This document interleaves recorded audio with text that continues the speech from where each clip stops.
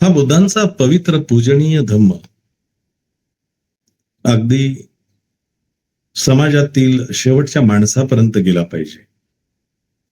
आणि बुद्धांचा धम्म हा केवळ अस्पृश्यांसाठी नाही, तर तो समस्त ज्ञानी, जाणकार आणि समजून घेणाऱ्यांसाठी आहे. या उद्देशाने आपण हा प्रयत्न करत आहोत.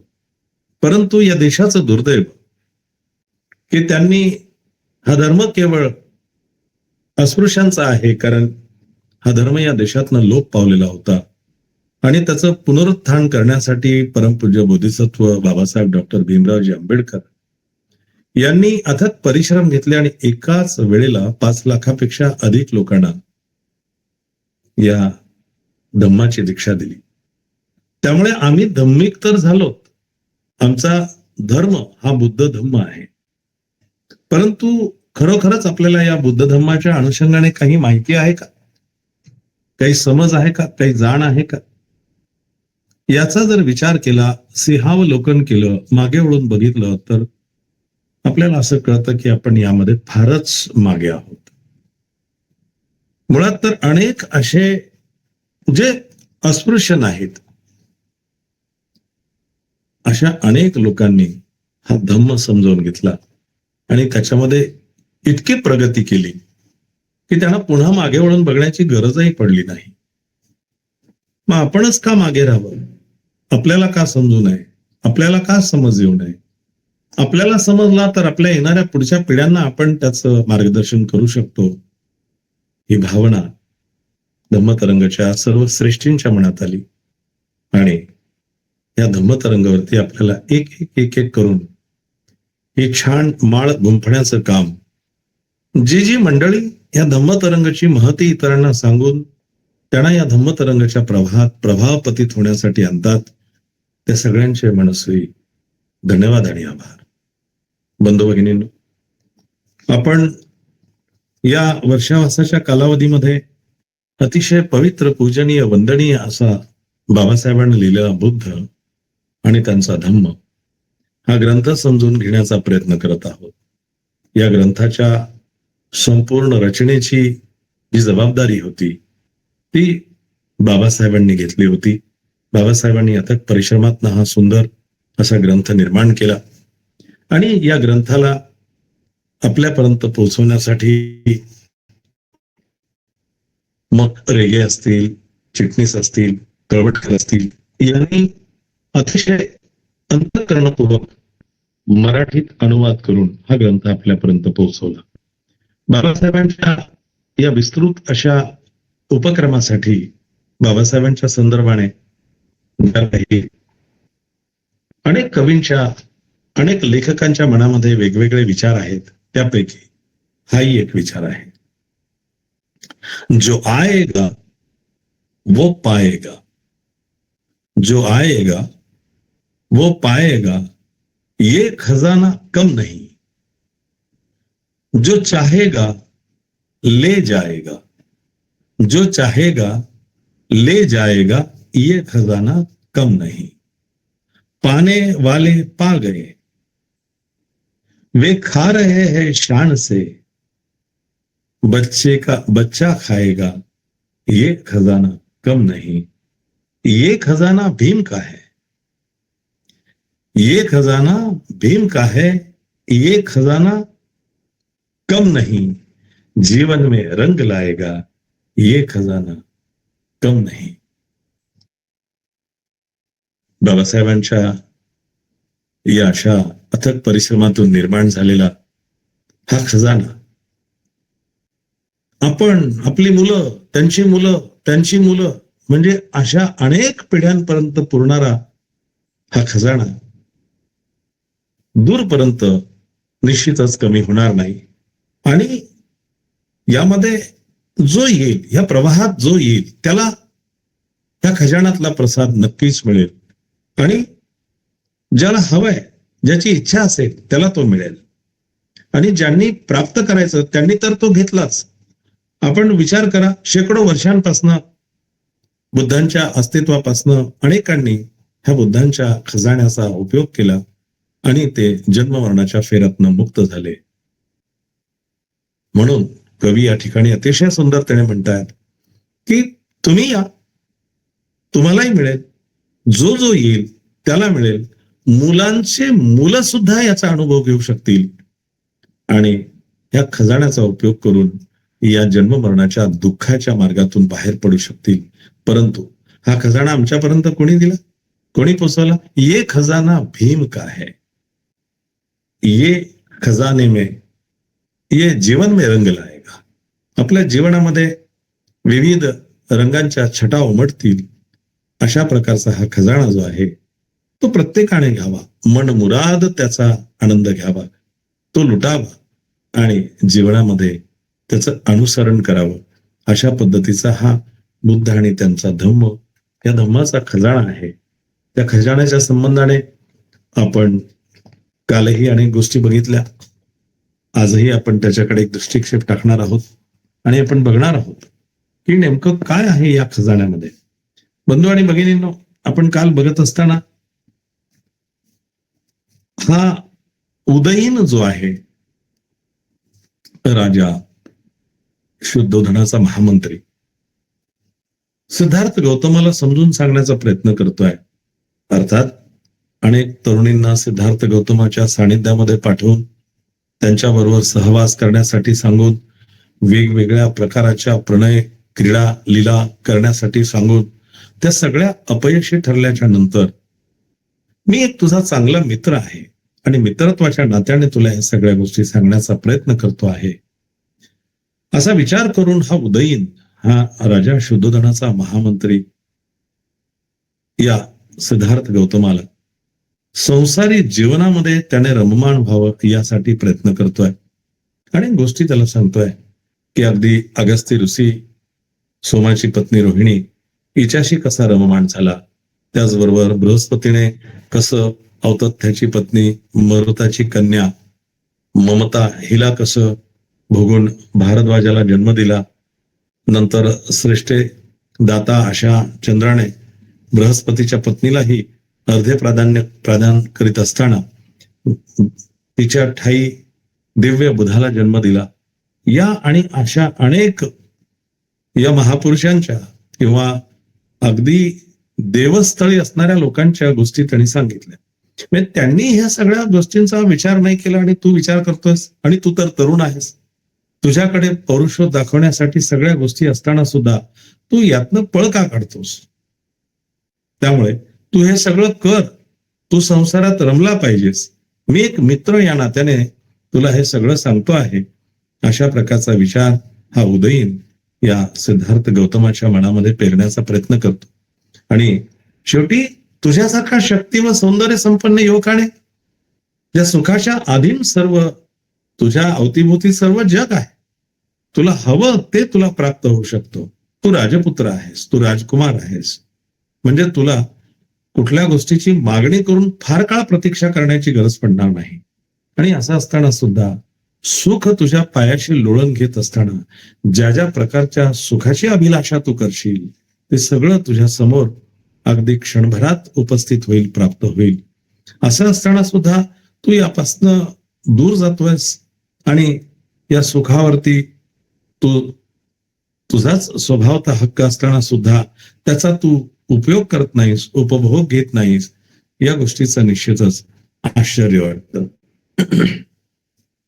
अशा प्रकारचा विचार हा उदयीन या राजपुत्राच्या समोर मांडतो. आता राजपुत्राने सगळं ऐकून घेतल्याच्या नंतर राजपुत्राच्या मनामध्ये त्याने मांडलेल्या प्रश्नांच्या, शंकांचं उत्तर किंवा त्याचं निरसन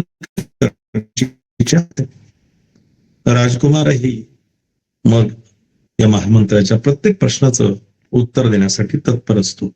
त्याला आपण बघितलं होतं हे सगळे अशा प्रकारचे प्रश्न, अशा प्रकारच्या शंका कुशंका या महामंत्र्याने उदयनाने या राजपुत्रासमोर ठेवल्या. आज मात्र राजपुत्र त्या प्रत्येक शंकेचं निरसन करणार आहे. आणि तू एक चांगला मित्र आहेस आणि मी तू जे मला सांगितलंस ते करावं असं म्हणतोयस, मी ते का करणार नाही किंवा का करत नाही हे तरी जरा ऐकशील, असं म्हणून राजपुत्राने या उदयनाला उत्तर द्यायला सुरुवात केली. नेमकं काय म्हणतोय राजपुत्र सिद्धार्थ गौतम बघूया. पवित्र परंपरेने समर्थिलेली व योग्य वाटणारी महामंत्र्याची ही वचने ऐकून मेघ गर्जनेसारख्या आपल्या आवाजात राजपुत्राने उत्तर दिले. वरती आकाशामध्ये नभ, मेघ, ढग जसे गर्जना करतात, अगदी त्याच स्वरामध्ये, भारदार आवाजामध्ये या राजपुत्राने त्या महामंत्र्याच्या प्रत्येक प्रश्नाचं, त्या मित्राच्या प्रत्येक प्रश्नाचं उत्तर राजपुत्राने दिलं. माझ्याबद्दलचा स्नेहभाव व्यक्त करणारी तुझी ही भाषा तुला योग्यच आहे, परंतु माझ्या संबंधी तुझी चूक कुठे होत आहे हे मी तुला पटवून देतो. माझ्याबद्दल तुझ्या मनामध्ये जी भावना आहे ती चांगली आहे, ती छान आहे आणि तुला ती शोभते सुद्धा, कारण तू माझा मित्र म्हणवतोस. पण नेमकं तू कुठे चुकतोयस माझ्या संदर्भाने हे जरा एकदा समजावून तर घे. अशा पद्धतीचा विचार हा राजपुत्र या महामंत्र्याच्या मनात आता एक एक करून सांगायला सुरुवात करतो. मी ऐहिक विषयांची अवहेलना करीत नाही.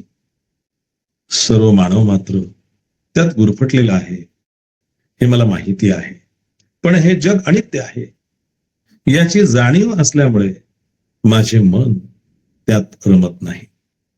सिद्धार्थ गौतम या महामंत्र्याला सांगतो की मी या ऐहिक विषयाची अवहेलना नाही करत. मला कल्पना आहे हे जे भौतिक जग आहे, ऐहिक सुख म्हणजे काय आहे, ऐहिक विषय म्हणजे काय आहे. आपण रोजचे जे जीवन जगतो, आपल्या जीवनामध्ये ज्या सुखांची अनुभूती घेतो, अनेक प्रकारचे सुख दुःख आपल्या जीवनामध्ये येतात. आपल्या अवतीभोवती अनेक घटना घडत असतात. या घटनांमध्ये माणूस सुखासाठी कशा पद्धतीने धडपड करत असतो, म्हणजे माझ्या दुःख का म्हणून रडत बसणारी माणसं सुखासाठी नेहमी प्रयत्नवत असतात. त्यांना असं वाटतं की आपण आनंदी असावं, सुखी असावं, आपल्याकडे सर्व प्रकारचं ऐश्वर्य असावं, धनसंपत्ती असावी, सुंदर पत्नी, सुंदर मुलं, शिकणारी, हे सगळं सुख ज्यातून मिळतं त्या सगळ्या गोष्टी आपल्याकडे असाव्यात अशी अभिलाषा, असा विचार प्रत्येकाच्या मनात असतो.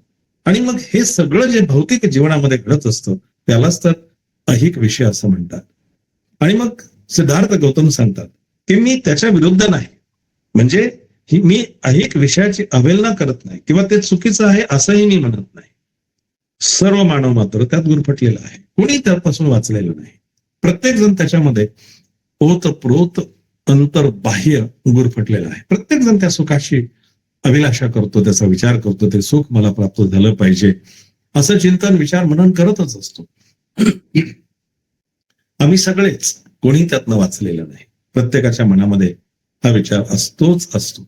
आणि याही पलीकडे जाऊन सिद्धार्थ गौतम असं सांगतात, पण हे जग जे आहे हे अनित्य आहे, हे चिरंतन नाही, हे निरंतर नाही. या संदर्भाने म्हणजे मला समजलेलं आहे की हे जग अनित्य आहे याची जाणीव असल्यामुळे माझं मन त्यामध्ये रमत नाही. मला कल्पना आहे की ही सुंदर स्त्री, तिचं यौवन, तिचं सौंदर्य किंवा ह्या जगामध्ये असणाऱ्या प्रत्येक सुखाची गोष्ट, धन, संपत्ती, या सगळ्या गोष्टी आपण दिसत असतो. आपल्या शरीरावरती काहींचे अगदी पिळदार शरीर असते, काहींचे अतिशय आखीव रेखीव असते, काहींचे देखणं शरीर असतं, काहींचे सुंदर लांब सडक केस असतात, काहींच्या डोळ्यांचे अतिशय सौंदर्य जे आहे ते बघण्यासारखं असतं. प्रत्येकाकडे अनेक गोष्टी आहेत, पण हे चिरंतन आहे का, हे निरंतर आहे का, हे कायमस्वरूपी आहे का? नाही, ते अनित्य आहे. आणि याची जाणीव मला झालेली आहे, त्याच्यामुळे माझं मन त्याच्यामध्ये रमत नाही. यद्यपि हे स्त्री सौंदर्य कायम राहिले तरी सुद्धा विषयोपभोगातच आनंद मानून राहणे सुज्ञ माणसाला शोभणारे नाही. जरी समजा असं घडत असेल की ह्या सुंदर दिसणाऱ्या ललना, रूपवती अतिशय सुंदर आहेत आणि असं समज की त्यांचं सौंदर्य कायम राहील, राहत तर नाहीच पण असं समजा की राहील. आता तुम्ही बघतात लहान वयामध्ये 15-16च्या वयामध्ये अतिशय सुंदर दिसणाऱ्या तरुण मुली, युवती जसं जसं वयाने मोठ्या मोठ्या होत जातात, मग हळूहळू 16चे 26, 36, 46, 56, 66, 67, 77 अशा पद्धतीने वय जसं जसं वाढत जातं, तसं तसं त्यांचं सौंदर्य तुम्ही 15-16च्या असताना बघितलेलं तसंच आहे का? तसंच राहतं का? त्यांनीही जेव्हा त्या 15-16च्या असतील तेव्हा त्यांचे फोटोज काढून ठेवलेले असतील आणि ते जेव्हा 50च्या पुढे जातात तेव्हा ते आरशात बघतात आणि त्या फोटोकडे बघतात. स्वतःशीच मनात काही गोष्टी पुटपुटतात. मी कशी दिसत होते, किती सुंदर होते. किंवा एखादा पुरुष असेल तर तोही विचार करतो की माझ्या डोक्यावरती किती घनदाट केस होते आणि आता काय अवस्था आहे. बारकाईने विचार केल्यानंतर ती प्रत्येक गोष्ट आपण मागे टाकून आलेलो आहोत. ती आता आपल्याबरोबर पुढे नाही आहे. आपल्यामध्ये झालेला बदल, चेहऱ्यावरती आलेल्या सुरकुत्या, गळ्याभोवती आलेल्या सुरकुत्या, हाताच्या पंजावरती आलेल्या सुरकुत्या, हे सगळं बघितल्यानंतर असं लोंबकळलेलं ते चेहऱ्याचं सगळं अवसान, हे सगळं आपण बघितलं तर आपल्या असं लक्षात येतं की हे ते नाही जे आपण काही वर्ष मागे सोडून आलेलो आहोत. सिद्धार्थ गौतम तेच तर सांगतायत की हे सगळं जे सौंदर्य आहे, तू असं समज की स्त्रियांचं सौंदर्य निरंतर आहे, ते काही संपणार नाही, ते कायम राहणार आहे असं नुसतं समज.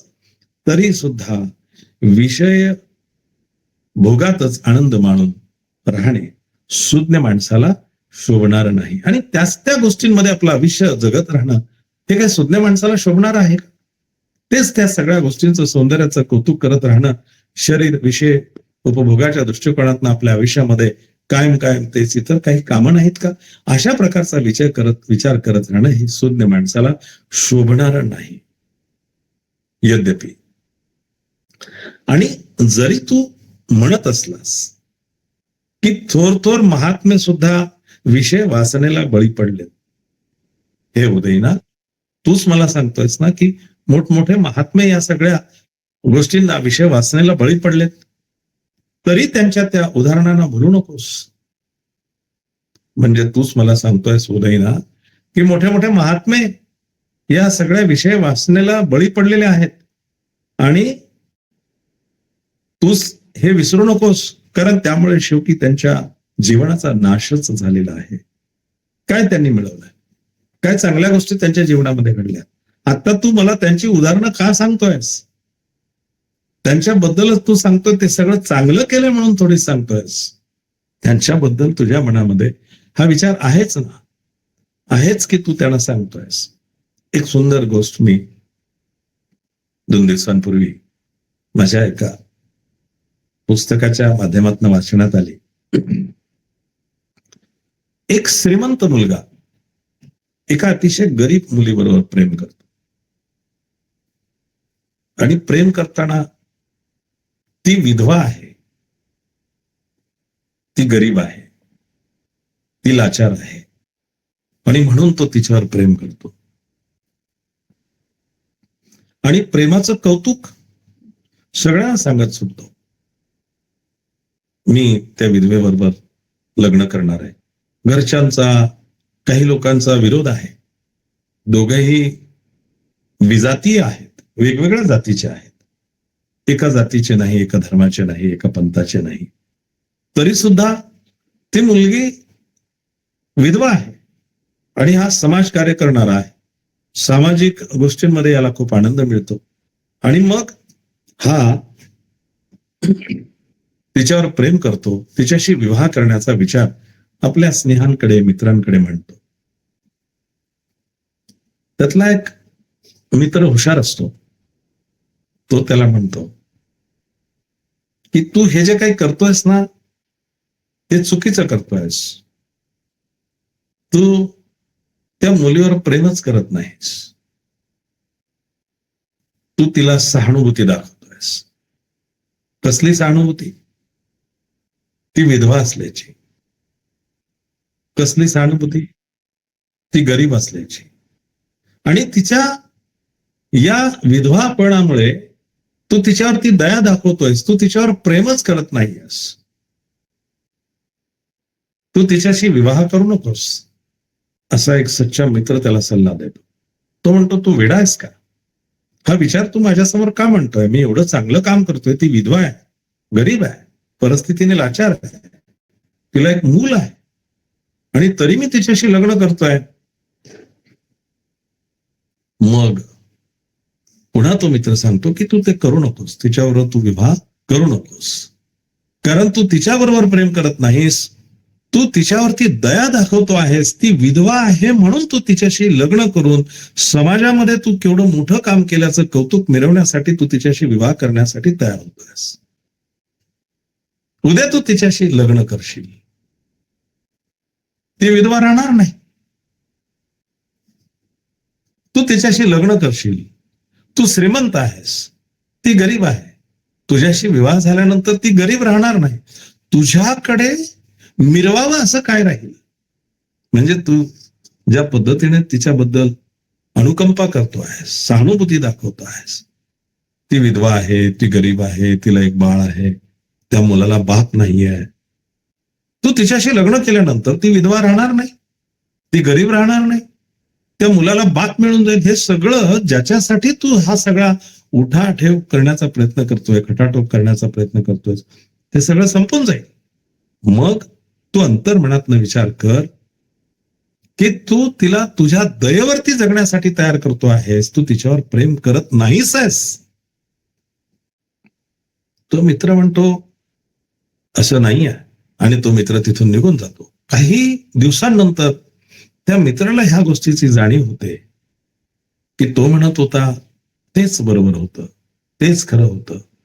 कारण तिच्यावर केवळ सामाजिक दृष्ट्या मी उपकार करतोय ही भावना तुझ्या मनामध्ये उठते आहे, आणि तिच्याशी तू लग्न करण्यासाठी तयार होतो आहे. जर तू तिच्याबरोबर प्रेम करत असशील तर तू ह्या सगळ्या गोष्टी लोकांना सांगून कारण नसताना कौतुक करत फिरणार नाहीस. तू का सांगतोयस तू एका विधवेबरोबर विवाह करणार आहे? तू का सांगतोयस एका गरीब मुलीबरोबर विवाह करणार आहेस? आणि तू बाप नसलेल्या मुलाला सांभाळण्यासाठी, त्याला बाप मिळवून देण्यासाठी प्रयत्न करतोस. ह्या सगळ्या गोष्टी बाजूला ठेव आणि फक्त एवढंच म्हण की मला ती आवडते, मी तिच्यावर प्रेम करतो, बाकी सगळ्या गोष्टी गौण आहेत. तू असं करत नाहीयेस, आणि म्हणून मी तुला असा सल्ला देत होतो की तू तिच्याशी लग्न करू नको. कारण आता तू तिच्या सौंदर्याचा विचार करतोयस आणि तिचं सौंदर्य तुला खुलवत आहे, आणि तू तिला तिच्या सौंदर्याच्या प्रेमात पडतो आहेस, आणि तुझी बाजू कशी जास्त सरशी आहे हे दाखवण्यासाठी तू मित्रांना सांगतो आहेस की तू एका विधवेशी लग्न करतो आहेस. उद्या तिचं सौंदर्य राहणार नाही, उद्या तिचं विधवा पण राहणार नाही, उद्या तिची गरिबी राहणार नाही, तिच्या मुलाला बाप मिळून जाईल. या सगळ्या गोष्टी घडल्यानंतर तू एवढंच प्रेम तिच्यावर करणार आहेस का ज्या गोष्टींचा तू एक वेगळ्या पद्धतीने समीकरण मांडतोयस, आणि त्या समीकरणाच्या माध्यमातून तिच्याशी विवाह करण्याचा दृष्टिकोन डोक्यात ठेवून लोकांसमोर ते सगळं सांगतोयस? हे काहीच राहणार नाहीये, हे सगळं संपणार आहे, ते सगळं मागे पडणार आहे. मग तेव्हा तू काय करशील? या सगळ्या गोष्टी जेव्हा मागे पडतात तेव्हा माणूस विचार करतो, पश्चाताप होतो त्याला, आणि मग तो म्हणतो की मित्रा, तू म्हणालास तेच बरोबर आहे, तेच खरं आहे, तेच सत्य आहे. आतापर्यंत मी माझ्या मनातल्या अहंकारामुळे तिच्यावरती अनुकंपा करण्याचा प्रयत्न करत होतो, आणि तिच्या गरिबीतनं तिला बाहेर काढण्यासाठी मी हे करतोय असं सांगत होतो, पण तू म्हणतोस तेच खरं आहे. हे कुठलंही निरंतर टिकणार नाही, दूर काळापर्यंत जाणार नाही. म्हणून तिच्याशी जर मी आता विवाह करेन तर केवळ याच कारणासाठी करेन की ती मला आवडते. माणसं कशा पद्धतीने जीवनामध्ये काय जास्त हायलाइट होईल, प्रकाशात येईल याचा विचार करून जगतात. आणि बुद्ध म्हणतात या सगळ्या गोष्टी ज्या त्यांनी केल्यात त्या कशा आहेत? त्या आनंददायी आहेत, त्यांच्या आयुष्यामध्ये त्यांना खूप सुख मिळालं आणि ते खूप यशस्वी झालेत असं तुला वाटतंय का? या प्रकारचा विचार या ठिकाणी सिद्धार्थ गौतम या उदयनेच्या डोक्यामध्ये टाकतो. शेवटी त्यांचा नाशच झालेला आहे. त्यांनी कोणत्या प्रकारे यशस्वी जीवन जगलं? जेथे सर्वनाश आहे किंवा जेथे अहिक विषयाचा मोह आहे अथवा जिथे आत्मसंयमनाचा अभाव आहे अशा ठिकाणी खरीखुरी महात्माच असू शकत नाही. अरे जिथे ह्या सगळ्या गोष्टी, विषयाचा मोह आहे, अहिक सुखाचा विचार आहे, सर्वनाश आहे आणि आत्मसंयमनाचा अभाव आहे, कोणती व्यक्ती, कोणता महात्मा तिथे राहू शकेल? आणि स्त्रियांशी वरकरणी प्रेम करून वागावे असे जेव्हा तू म्हणतोस, म्हणजे वरकरणी, आता मी तुम्हाला एक उदाहरण सांगितलं, ते वरकरणी प्रेमाचंच नाही तर आणखी काय. आणि या स्त्रिया तुमच्या जीवनामध्ये तुमच्या सहचारणी होऊ शकणार नसतील, तुम्ही फक्त तुमच्या सुख उपभोगासाठी त्यांचा वापर करा, असं तू मला सांगतोयस की वरकरणीच प्रेम करायचं. असं तू जेव्हा म्हणतोस तेव्हा ते वरकरणी प्रेम जरी आदरपूर्वक असले तरी मला त्याची गोडी वाटत नाही. ठीक आहे, त्यातनं कदाचित चूक मिळेल, मन स्थिर होईल, काही वेळ मी शांत राहील, हे सगळं जरी खरं असलं तरी त्याची मला गोडी वाटत नाही. जेव्हा खरेपणा नसेल तेथे स्त्रीची इच्छापूर्ती करण्यातही मला मुळीच आवडणार नाही. तिची इच्छा असेल परंतु खोटारडी इच्छा आहे, मनामध्ये खरेपणा नाही. आणि जिथे खरेपणा नसेल तिथे माझं मन कसं रमेल? मला ती गोष्ट आवडणारच नाही आणि मी ती गोष्ट करण्यासाठी केवळ तिच्या इच्छापूर्तीचा विचार करून मी ते करणार नाही. जर संयोग मनापासून व नैसर्गिक नसेल तर त्या संयोगाचा धिक्कार असो. उगाचच काही मनात काही इच्छा नाही, गणिकेकडे जा, पैसे द्या, तिच्याबरोबर सहयोग करा, मनात इच्छा नाहीये. आणि जर समजा तो संयोग मनापासून व नैसर्गिक नसेल, नॅचरल नसेल, काय उपयोग आहे त्याचा? का करावा तो? अशा संयोगाचा मी धिक्कार करतो. मन विषयाधीन झाले असेल, मिथ्यत्वावरती विश्वास ठेवणारे असेल, विषय वस्तूंचे दोष न पाहणारे असेल, तर मग अशी वंचना करून घेण्यात काय अर्थ आहे?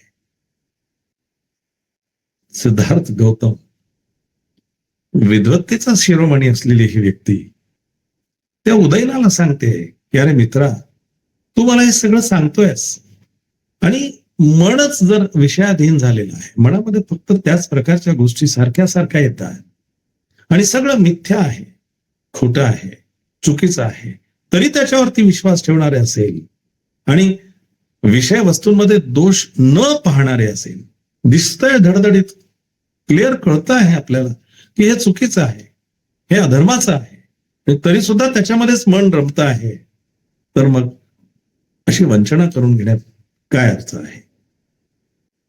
आणि विषय वासनेचे बळी जर एकमेकांची फसवणूक करू लागले तर ते पुरुष आणि त्या स्त्रिया एकमेकांकडे पाहण्यासाठी अपात्र आहेत असेच नाही का?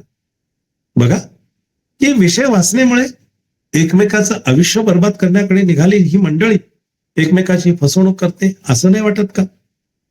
या गोष्टी अशा असल्यामुळे मला खात्री आहे की अशा नीच विषय भोगाच्या कुकर्माकडे तू मला नेणार नाहीस, ज्यामध्ये जीवनाचं खरं सुख नाही, जीवनाचा खरा आनंद नाही, सगळ्या गोष्टी मिथ्या आहेत, जिथे नैसर्गिकता नाही, जिथे सगळं कृत्रिम आहे, केवळ त्या वेळेपुरतच ते आहे.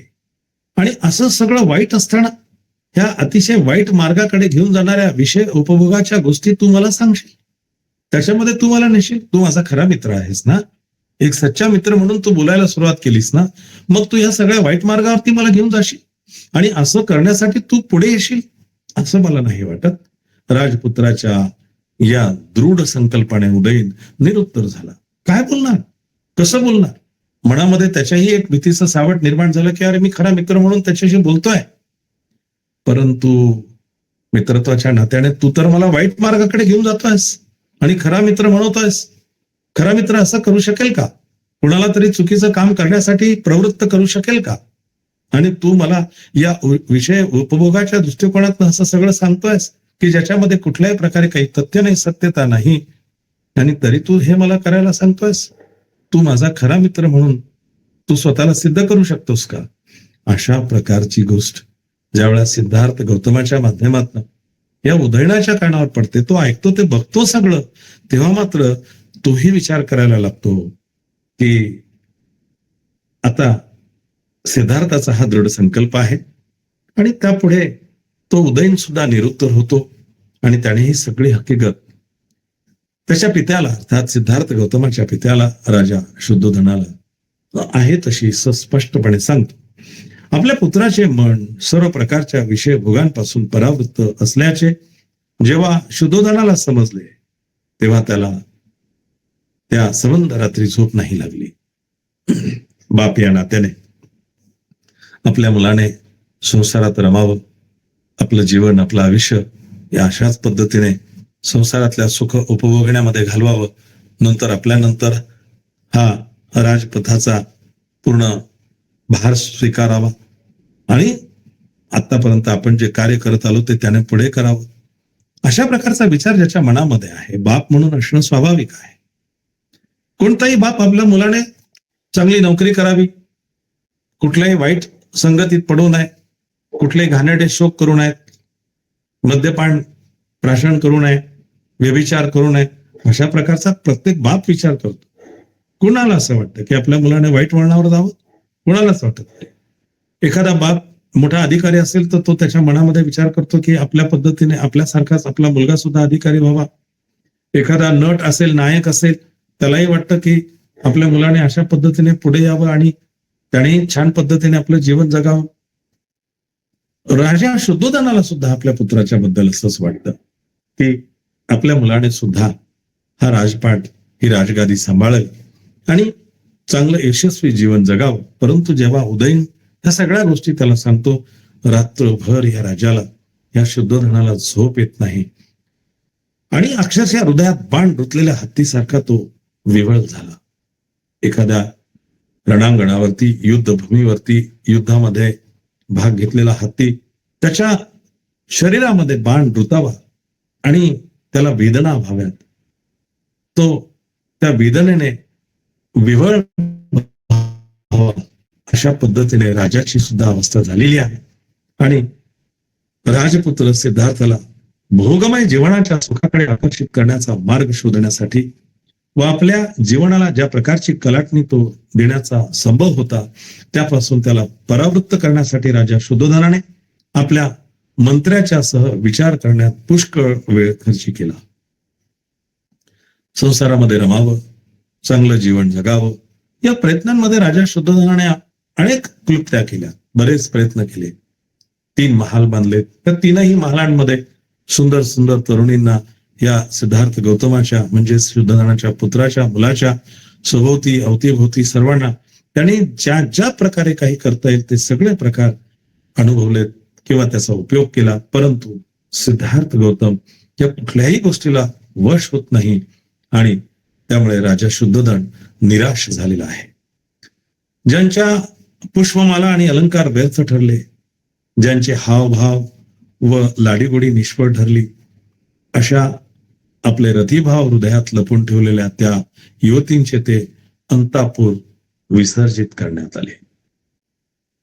सुंदर आहेत, सगळ्या प्रकारच्या गोष्टी त्यांनी तिथे केलेल्या आहेत सिद्धार्थ गौतमाला वश करण्यासाठी.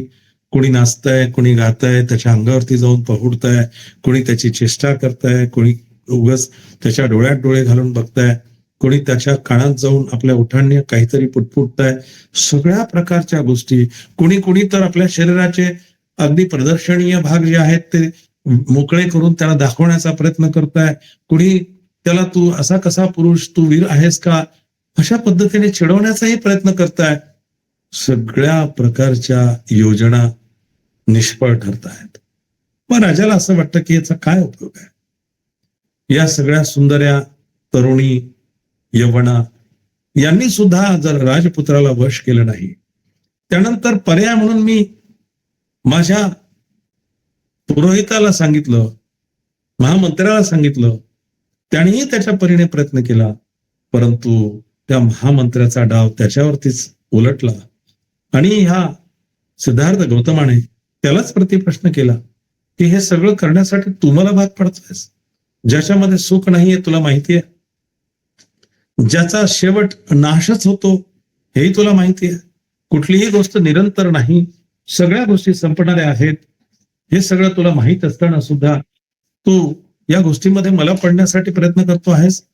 हे सगळं जेव्हा राजपुत्र त्या उदयनाला सांगतो त्यावेळेला मात्र उदयनाचे खाडकन डोळे उघडतात आणि मी हे काय करतो आहे, मी माझ्या एका मित्राला विनाकारण चुकीच्या मार्गावरती घेऊन जाण्यासाठी प्रयत्न करतो आहे, असं तो जाऊन राजाकडे सांगतो. राजा विषण्ण होतो आणि मग शेवटी या ज्या तरुणी युवती यांच्यासाठी जी काही त्याने अंतःपुरं तयार केली होती ती सगळी विसर्जित करण्यात आली. शाक्यांचा एक संघ होता. आता राजपुत्राच्या बाबतीत संसारात रमावं यासाठी जे प्रयत्न होते ते सगळे करून झालेत. राजा शुद्धोधन आता मात्र निराश झालेला आहे. पश्चाताप झाला आहे त्याला की मी हे सगळं करून पाहिलंय, परंतु तरी सुद्धा राजपुत्र जरा सुद्धा मागे वळून बघायला तयार नाही. तो त्याच्या ध्येयाशी एकनिष्ठ आहे. मग मात्र ते सगळे प्रयत्न सोडून दिलेत. आता संघामध्ये प्रवेश, शाक्यांचा एक संघ होता. शाक्यांचा जो एक संघ होता, वयाची 20 वर्ष झाल्यावर प्रत्येक शाक्य तरुणाला संघाची दीक्षा घ्यावी लागत असे व संघाचे सभासद व्हावे लागत असे. प्रत्येक तरुणाच्या दृष्टिकोनातून शाक्य संघामध्ये प्रवेश करणं, वयाची विषय आली की संघामध्ये प्रवेश करणं हे क्रमप्राप्त होते. सिद्धार्थ गौतमाला 20 वर्ष पूर्ण झाली होती. संघाची दीक्षा घेऊन त्याचे सभासद होण्याचे ते योग्य असं वय होतं. शाक्यांचे एक सभागृह होते, त्याला ते संथागार म्हणत. ते कपिलवस्तू नगरातच होते. संघाच्या सभाही याच संथागारात होत असत. शाक्यांचा जो संघ होता, सर्व 20 वर्ष पूर्ण झालेले तरुण त्या संघामध्ये एकत्र येत. ज्या ठिकाणी ते एकत्र येत त्याला संथागार म्हणत. आणि हा संथागार सुद्धा कपिलवस्तूमध्येच होता, त्या नगरीतच होता. सिद्धार्थाला शाक्य संघाची दीक्षा देण्याच्या हेतूने शुद्धोधनाने शाक्यांच्या पुरोहिताला संघाची सभा बोलवण्यास सांगितले. पुरोहित या सभेचं नियोजन करत असे. राजाने सांगितलं पुरोहिताला की आता तू संघाची सभा बोलव. आणि आता सिद्धार्थ गौतमाला संघामध्ये प्रवेश दे. त्यानुसार कपिलवस्तू येथील शाक्यांच्या संथागारात संघाची सभा झाली. सिद्धार्थाला संघाचे सभासद करून घ्यावे म्हणून पुरोहिताने संघाच्या सभेत ठराव मांडला. आता 20 वर्ष वय पूर्ण झालेलं आहे. आपल्या नियमाप्रमाणे जो तरुण 20 वर्षाचा होईल त्याला या कपिलवस्तूमध्ये, या शाक्य संघामध्ये प्रवेश देणं क्रमप्राप्त आहे. आणि अशा पद्धतीने राजा शुद्धोधनाने सांगितल्याच्या नंतर या पुरोहिताने संघाची सभा बोलवली आणि या सिद्धार्थ गौतमाला संघाचा सभासद करावं असा ठराव मांडला. तेव्हा शाक्यांचा सेनापती आपल्या जागेवर उठून उभा राहिला. संघाला उद्देशून त्याने पुढील प्रमाणे भाषण केले. शाक्य वंशातील शुद्धोधनाच्या कुळात जन्मलेला सिद्धार्थ गौतम संघाचा सभासद होऊ इच्छितो. त्याचे वय 20 वर्षाचे असून तो सर्व दृष्टीने या संघाचा सदस्य होण्यास पात्र आहे. म्हणून त्याला या संघाचे सदस्य करून घ्यावे असे मी सुचवितो. माझी अशी प्रार्थना आहे की या प्रस्तावाच्या विरुद्ध असणाऱ्यांनी आपले मत व्यक्त करावे. हा जो शाक्यांचा सेनापती आहे, या सेनापतीची ती जबाबदारी आहे. तो शाक्य संघाचा प्रमुख आहे. आणि मग तो एक प्रस्ताव जो पुरोहिताने मांडला त्या प्रस्तावाच्या अनुषंगाने म्हणतो की मी या सिद्धार्थ गौतमाला आपल्या शाक्य संघाचा सभासद करून घ्यावं असं या संघासमोर निवेदन करतो. आपल्याकडे प्रथा आहे, परंपरा आहे की 20 वर्ष ज्या तरुणाचे पूर्ण होतात तो शाक्य संघाचा सभासद होऊ शकतो. त्या पद्धतीने सर्व दृष्टिकोनाने परिपूर्ण असलेला सिद्धार्थ गौतम आपल्या संघाचा सभासद होण्यास इच्छुक आहे. तेव्हा त्याला सभासद करून घेण्यासाठी हा प्रस्ताव मांडतो आहे. ज्याला कुणाला असं वाटत असेल की नाही त्याने अजून संघाचं सदस्यत्व घेऊ नये, त्याने आपलं मत मांडावं. ज्याची नकारात्मक भूमिका असेल त्याने या विषयावरती बोलावं, त्याने आपलं मत व्यक्त करावं. या सूचनेविरुद्ध कोणीही बोलले नाही. सेनापती पुन्हा म्हणाला, मी दुसऱ्यांदा सांगतो की जे कोणी या ठरावाच्या विरुद्ध असतील त्यांनी बोलावं. ठरावाविरुद्ध बोलण्यास कोणीही उभे राहिले नाही. सेनापतीने पुन्हा म्हटले, मी तिसऱ्यांदा सांगतो, जे कोणी या ठरावाविरुद्ध असतील त्यांनी बोलावं. ती अगदी त्यावेळेची तथागतांच्या वेळेपासनाची ही परंपराच होती की एक विषय 3 वेळा मांडावा आणि 3 वेळा त्याची मांडणी केल्याच्या नंतर त्याला जर समजा कोणीच नकार दिला नाही किंवा त्या ठरावाच्या विरुद्ध कोणी बोललं नाही तर तो एकमताने संमत झाला असं म्हटलं जाईल. आणि तिसऱ्या वेळीही कोणीही ठराविरुद्ध बोललं नाही. शाक्यांचा असा नियम होता की एखाद्या ठरावाशिवाय त्यांच्या संघात कोणतीही चर्चा होऊ शकत नव्हती. ठराव घेणं क्रमप्राप्त होतं, त्याला प्राधान्य होतं. जर ठराव नाही झाला तर त्याला मान्यता नाही आणि कोणत्याही गोष्टीची चर्चा होऊ शकत नव्हती व कोणताही ठराव 3 वेळा संमत झाल्याखेरीज ती संमत झाली असे जाहीर करता येत नव्हते. 3 वेळा त्याची मान्यता म्हणजे ठराव मांडायचा, त्या ठरावाच्या अनुषंगाने 3 वेळा त्याची चर्चा करायची, होकार नकार या संदर्भाने प्रतिक्रिया मागवायच्या आणि जर समजा कोणीच काही म्हटलं नाही तर त्या संघाचा तो सदस्य झाल्याचे जाहीर करण्यात येत असे. सेनापतीने मांडलेला ठराव 3 वेळा बिनविरोध संमत झाल्यामुळे सिद्धार्थाचा शाक्य संघात अंतर्भाव करून तो संघाचा सदस्य झाल्याचे जाहीर करण्यात आले. तदनंतर शाक्यांचा पुरोहित उभा राहिला. त्याने सिद्धार्थाला आपल्या जागी उभे राहावयास सांगितले. सिद्धार्थाला उद्देशून तो म्हणाला, तुला सभासद करून घेऊन संघाने तुझा बहुमान केला हे तू मानतोस ना? होय महाराज, सिद्धार्थ म्हणाला. सेनापतीने त्याला विचारलं की तुला शाक्य संघाने आपला सभासद करून घेतलेला आहे, त्यामुळे तुझा सन्मान झाला आहे असं तुला मान्य आहे का? सिद्धार्थ म्हणाला, होय महाराज, मला मान्य आहे. पुरोहिताने संघाच्या सभासदत्वाची बंधने तुला ठाऊक आहेत का असे विचारले. पुरोहित म्हणाला की संघामध्ये काही बंधनं आहेत, काही नियम आहेत, हे तुला माहीत आहेत का? सिद्धार्थ म्हणाला, नाही महाराज, मला माहीत नाही, पण ती जाणून घेतल्याने मी सुखी होईन. म्हणजे ती जाणून घेण्याची माझी मनापासून इच्छा आहे. जे काही नियम आहेत, ज्या काही अटी आहेत, जी काही बंधनं आहेत ते जाणून घेणं मला आवश्यक आहे, त्यामुळे मी सुखी होईन. पुरोहिताने म्हटले, प्रथम तुला मी संघाच्या सभासदाची कर्तव्य काय आहेत ती सांगतो. मग पुरोहिताने सांगितलं की संघाची सभासद झाल्यानंतर काय कर्तव्य असतात. असे म्हणून पुरोहित म्हणाला, संघाच्या सभासदाचे एक कर्तव्य एक एक करून सांगू लागला. तू संघाच्या हितसंबंधाचे संरक्षण तन मन धनपूर्वक केले पाहिजेस. संघामध्ये तू आलास, आता संघाच्या हितसंबंधाचे संरक्षण करण्याची जबाबदारी तुझ्यावरती आहे आणि तन मन धनपूर्वक तू त्याचं संरक्षण केलं पाहिजेस. संघाच्या सभांमधून तू कधीही गैरहजर राहता कामा नये. संघ आहे जसा आपला धम्मतरंग संघ आहे तसा हा संघ आहे, हा शाक्य संघ आहे. या शाक्य संघाची अट आहे की तू गैरहजर राहता कामा नयेस. कोणत्याही शाक्यांच्या वर्तनात तुला दिसून येणारे दोष तू कोणत्याही प्रकारची भीती किंवा भीड न बाळगता उघडपणे बोलून दाखवले पाहिजेस.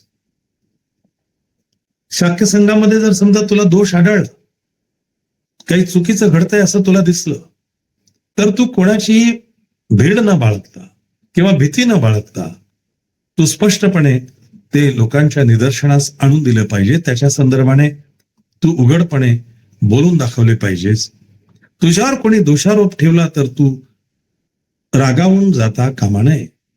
तू हे चुकीचं करतोयस, तू बरोबर करत नाहीयेस, तू वाईट वागतोयस, अशा पद्धतीने जर तुला कोणी म्हणालं तर तुझ्यावरती दोष ठेवला म्हणून तू रागावता कामा नये. परंतु तू जर अपराधी असशील तर तू तसे कबूल केले पाहिजेस, अथवा निरपराधी असशील तर तू तसे सांगितले पाहिजेस. तू दोषी नाहीस, तू चूक केलेली नाहीस असं जर तुला वाटत असेल तर तू ते तसं स्पष्टपणे सांगितलं पाहिजे. आणि जर समजा तुझ्याकडनं तसा अपराध झाला असेल तर तो कबूल केला पाहिजेस. पुरोहित पुढे म्हणाला, यानंतर मी तुला संघाच्या सभासदत्वाला तू अपात्र कसा ठरू शकशील ते सांगतो. तर या सगळ्या गोष्टी झाल्यात. याच्यामधून संघामध्ये ज्या गोष्टी चुकीच्या घडतायत त्या तू सांगितल्या पाहिजेत आणि तू त्यासाठी कोणालाही घाबरता कामा नये. परंतु जर समजा तुझ्याकडे काही दोष असेल तर तो तू कबूल केला पाहिजेस. या सगळ्या गोष्टी समजून सांगितल्या. पण आता मात्र पुढची गोष्ट अशी आहे की तू कसा अपात्र ठरू शकशील कोणत्या गोष्टी तू केल्यास म्हणजे संघातनं तुला बाहेर काढून टाकता येईल. तू बलात्कार केल्यास सभासद राहू शकणार नाही. व्यभिचार केल्यास सभासद म्हणून संघ तुला ठेवणार नाही. आणि त्याचबरोबर तू कोणाचा खून केल्यास संघाचा सभासद राहू शकणार नाहीस. कोणाचा जर समजा निरपराध माणसाचा तू खून केला तरी तुला संघ सभासद म्हणून ठेवणार नाही. तू चोरी केलीस तर संघाचा सभासद राहू शकणार नाहीस. तू खोटी साक्ष दिल्याचा तुझ्यावर आरोप सिद्ध झाला तर तू संघाचा सभासद राहू शकणार नाहीस. कोणाच्या विरुद्ध खोटी साक्ष दिलीस तर मात्र तू संघाचा सभासद राहणार नाहीस. सिद्धार्थाने म्हटले, महाराज, शाक्य संघाच्या शिस्त पालनाचे नियम मला सांगितल्याबद्दल मी आपला कृतज्ञ आहे. मी त्या नियमांचे त्यांच्या शब्द व आशयासहित पालन करण्याचा अधिकाधिक प्रयत्न करीन अशी मी आपणास खात्री देतो. कोणत्याही परिस्थितीत माझ्याकडनं चूक होणार नाही. मी असा अपराध करणार नाही. कोणत्याही परिस्थितीत तुम्ही जे काही सांगता आहात त्याप्रमाणे मी बलात्कार करणार नाही. मी कोणाचा खून करणार नाही आणि त्याचबरोबर चोरी कधी करणार नाही. खोटी साक्ष कधी देणार नाही. या सगळ्या गोष्टी आपण मला सांगितल्यात. त्यामुळे मी खरं तर आपल्या उपकारच मानतो. कारण या सगळ्या गोष्टी जर समजा कोणी करणार असेल तर तो संघाचा सदस्य राहण्यास अपात्र ठरेल. त्याची पात्रता संपली. तो चुकीचे कामं करतोय, तो खून करतोय, तो व्यभिचारी आहे, त्याचबरोबर तो खोटी साक्ष देतो आहे. या सगळ्या गोष्टी ज्या संघाला मान्य नाहीत अशा सगळ्या गोष्टी करणाऱ्या कुठल्याही व्यक्तीला संघाचा सदस्य म्हणून राहण्याची आवश्यकता नाही. संघ त्याला निष्कासित करून टाकेल. संघाच्या या नियमांचं पालन तू करणार असेल तर निश्चितपणे तुझं स्वागतच आहे.